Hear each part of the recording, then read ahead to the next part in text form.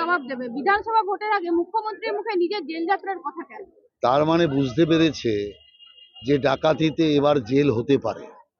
সেই জন্য আমরা মনে করি শেখ শাহজাহান যদি সিবিআইর ওপর হামলা করে জেল যায়, আর শেখ শাহজাহান তো নিজে করেনি, শেখ শাহজাহান লোক দিয়ে করিয়েছে, তাতেই জেল যাত্রা হয়েছে।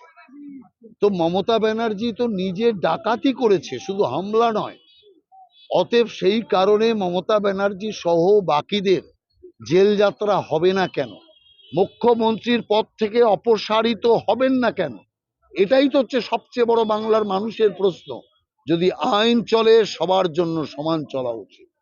আমাদের বিশ্বাস যে আইন এমন ভাবে এগোচ্ছে যে মুখ্যমন্ত্রী যে ভয়ে কাঁপছে, জেল যাত্রার ভয়ে যে মুখ্যমন্ত্রীর সমস্ত যে ওনার বক্তব্য হারিয়ে যাচ্ছে, এটাই তার প্রকাশ্যে তার স্বীকারোক্তি থেকে বোঝা যাচ্ছে। মুখ্যমন্ত্রীকে সময় দিল নির্বাচন কমিশন, এসআইআর নিয়ে সময় দেন মুখ্যমন্ত্রী, সেখানে টিএমসি চেয়ারপারসন হিসেবে উল্লেখ করা হয়েছে। না না না, বৈঠক করুক না, কোনো আপত্তি নেই। এখন যা মমতা ব্যানার্জির অবস্থা না, পারলে জ্ঞানেশ কুমারের পা ধরে নেবে, বাঁচান আমাকে। অবস্থা এমন জায়গায় এসে দাঁড়িয়েছে, নিশ্চিত পতন তৃণমূল কংগ্রেসে। যেখানে তৃণমূল কংগ্রেস 4,000 ভোটে জিতেছে, সেখানে 44,000 ভোট বাতিল হয়ে গেছে। কি করে রক্ষা পাবে? কে রক্ষা করবে? জাল ভোট দিতে পারবে না। মৃত ভোটাররা স্বর্গে আর নরকে যেখানে যার যাওয়ার জায়গা চলে গেছে। তাহলে এখন ভোট দেবে কে? অনুপ্রবেশকারীরা বাংলাদেশে পালিয়ে যাচ্ছে, অনুপ্রবেশকারীরা মায়ানমারে পালিয়ে যাচ্ছে, ইলেকশন কমিশন নাম ছেটে দিচ্ছে। অতএব যাবে কোথায়? সেই কারণের জন্য ভীত সন্ত্রস্ত মমতা ব্যানার্জি এখন শেষ চেষ্টা করতে গেছে, যদি ইলেকশন কমিশনের হাতে পায়ে ধরে কোনো বাঁচার রাস্তা বের করা যায়। কোনো রাস্তা বেরোবে না।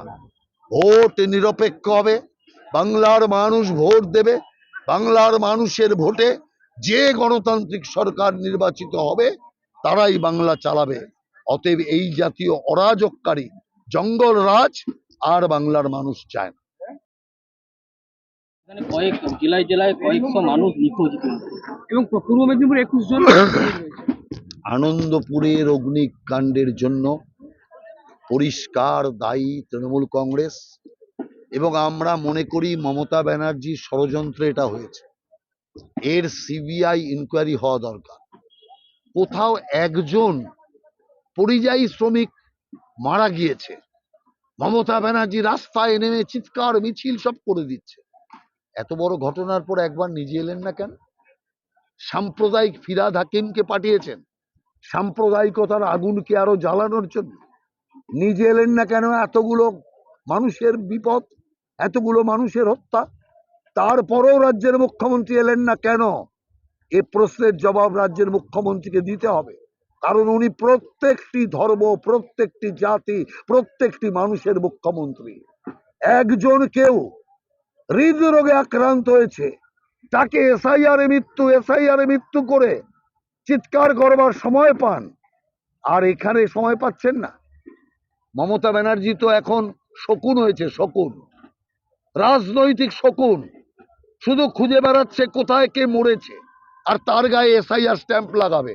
তাহলে আনন্দপুরে যারা মরল তাদের গায়ে এসআইআর স্ট্যাম্প লাগাতে এলো না কেন? এ প্রশ্ন তৃণমূলের কাছে, এ প্রশ্ন পিসি ভাইপোর কাছে আমরা করতে চাই।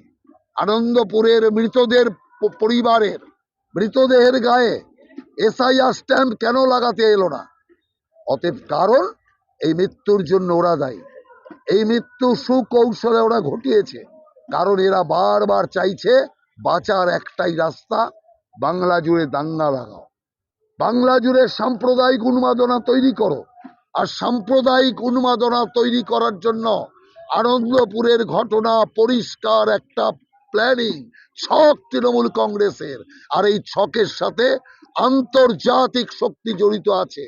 সেই কারণে আমি মনে করি আনন্দপুরের ঘটনায় সিবিআই এবং এনআইএ দুজনকে মিলে তদন্ত করা উচিত। যৌথ তদন্ত হওয়া দরকার।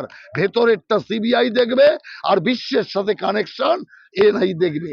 অতএব এটাই হওয়া দরকার। 10 লক্ষ টাকা করে ইতিমধ্যে অনুদান ঘোষণা করেছে, কিন্তু নিখোঁজ পরিবারগুলো তারা বলছেন যে এই টাকা তারা চায় না। খুন করে বকশিস দিয়ে খুনের মামলা ধামাচাপা দেওয়া, যেটা আরজি করের ক্ষেত্রে করেছিল 10 লক্ষ টাকা দিয়ে, যে খুনি ডাক্তার তার মা বোনের মনুষ্যত্বকে কিনতে চেয়েছিল, বিক্রি করেনি তারা মনুষ্যত্ব। অতএব আমি মনে করি সর্বক্ষেত্রে টাকা দিয়ে মুখ বন্ধ করার যে নোংরা রাজনীতি, অমানসিক রাজনীতি মমতা ব্যানার্জি এবং তৃণমূল করছে, আমরা তাকে ঘৃণা করি।